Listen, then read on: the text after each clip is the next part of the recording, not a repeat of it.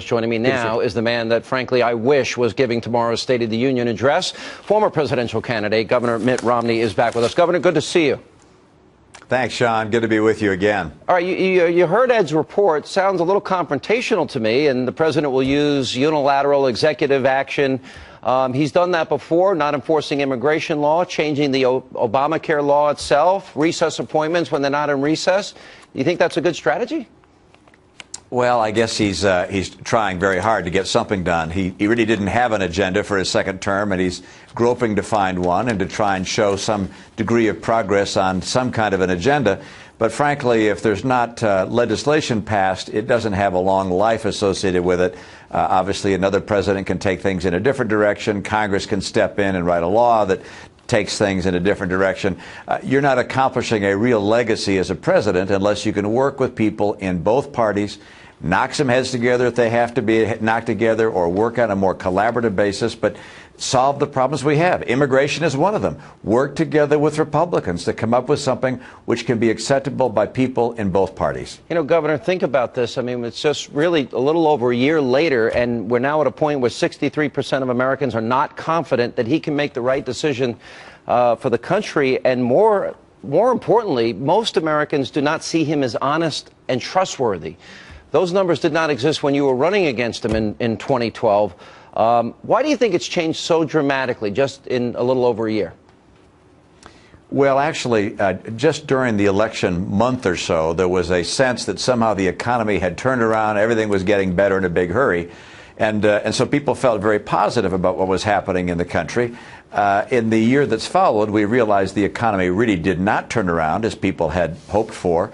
And at the same time, I think the revelation that the president's campaign promise that if you like your health insurance, you can keep it, when they found that that was not true, that the president had been dishonest on that point, the American people, I think, saw him in a very different light. And it's a very difficult thing to try and reestablish a reputation for integrity and honesty if you've lost it in such a dramatic way as those promises demonstrated. You had a unique perspective running against him that I guess only John McCain had before you.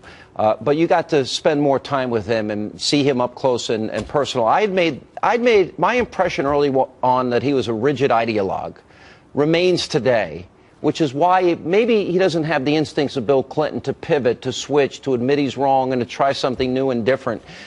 When you were with him alone, personally, when you saw him up close, what did you see?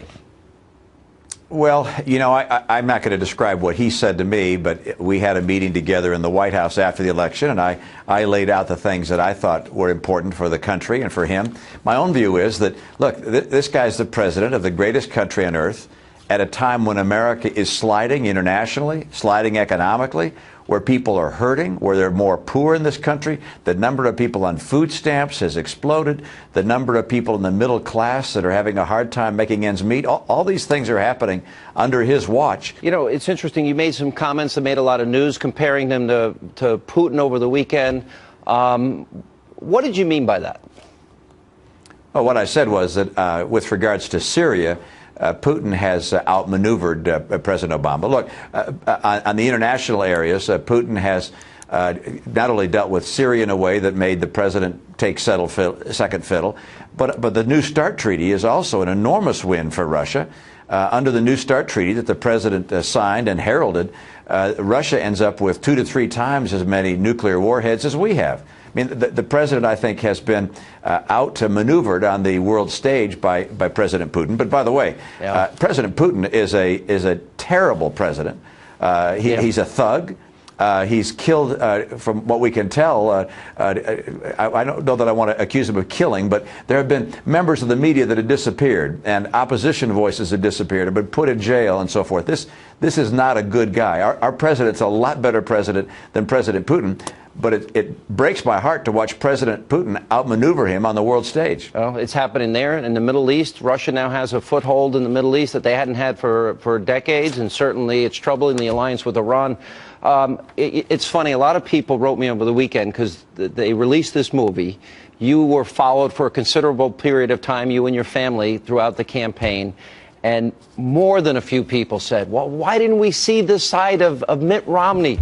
before the election. I want to play a small part of it, and this is when you got news that you weren't going to be the next president, and everyone had the same feeling. Would you have won had people been able to see maybe another side of you? Let me air this for you. I just can't believe you're going to lose. Yeah. So what do you think you say in a concession speech?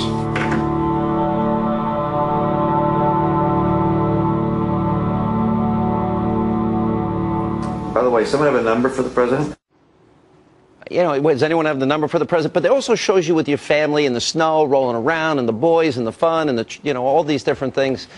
Is it hard during a campaign to maybe show that side of yourself because of the environment that you're in? Well, there's no question but that we failed as a campaign to do that as effectively as we'd like to have.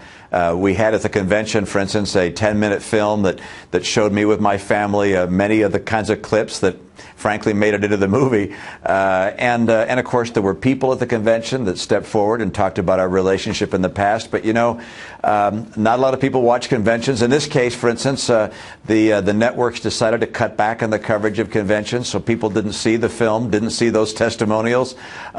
It's getting harder and harder, I think, to see behind the if you will, just the debates, and to see behind the attacks of various campaigns, to see who the person really is. And frankly, I wish we'd done a better job at that, and I hope that the next guy or gal coming along in our party is able to find a way to communicate who they are, so the American people are not going to be led astray by the mischaracterizations that are often part of the campaign strategy of the opposition. All right, one funny thing. I saw you on Jimmy Fallon's show doing a slow jam with Jimmy Fallon. I'm going to play it and get your reaction to this. You keep talking like that and people are going to start thinking you're running for president again. I've heard of sloppy seconds, but I ain't never heard of sloppy thirds. Jimmy, I'm not running again. There are a lot of great candidates for 2016, and I'll be supporting the Republican nominee 100%. Don't you mean 47%? That's a low blow, but it's pretty funny. You like doing stuff like that? I sure do. I must admit, over the last few years, it has been an absolute thrill to sit down with Jay Leno, also with Dave Letterman a couple of times. Jimmy Fallon is a very funny guy and really easy to be interviewed by. I'm going to miss Jay Leno, I got to tell you, though. He's been a remarkable friend, and I don't know what his politics are, but just a really good guy. So that's part of the fun of running for president. You get to meet some of these extraordinarily famous people, see how tall they are, see what they're like in real life. I've met you, for instance. We spent time together. That's a lot of fun. Well, you know what? It just shows another side. I'm with you, though. I'm a big Leno fan. I wish he wasn't leaving late night, although Fallon's really good. I like Leno the best. He was my favorite. So, Governor, I wish you were giving that speech tomorrow night, but I'm going to be there, and I'll suffer through it and report on it on Wednesday night. Thanks so much for being back with us, and hopefully we'll see you soon. Thanks so much. Great to be with you. All right.